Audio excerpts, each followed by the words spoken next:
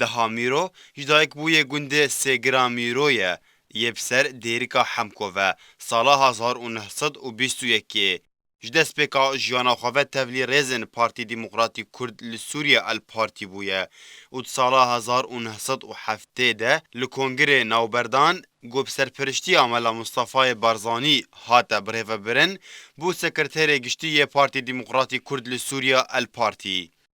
Di sala 1972 de di Kongreyê Yekbûnê de Goldevera Bamirnê li Başûrê Kurdistanê hate ledarxistin, careke din weke sekreterê giştî yê Partî Demokratîk Kurd li Sûriye El Partî hate hilbijartin.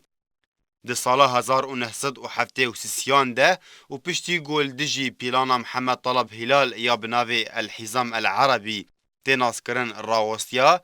daxuyaniyek hişyarbûnê belav kir û her wiha ji ber helwestên wî yên niştîmanperwer li ser destê desthilatdariya Sûriyê hate girtin û bo dema 6 sal û 8 heyvan di zindanê de ma. Deha Mîro yek ji xebatkarên bizava rizgarî xwaza Kurd bû û hevalekî nêzîkî Mela Mustafayê Barzanî bû û beşdarî di şoreşa Eylûnê de kir û çendîn car wekû çavdêr beşdarî di Kongrên Partî Demokratîk Kurdistan de kiriye. Xebatkarê niştîman û Kurdperwer Deha Mîro li rêkefta duê heyva yazdan 2010 koça dawî kir û li rêkefta siyê heyva yazdan 2010 termê Deha Mîro ji bajarê Dêrikê ber bi gundê Mûzelanê ve hate birin û li zêdê bav û bapîrên wî bi xakê hat spartin.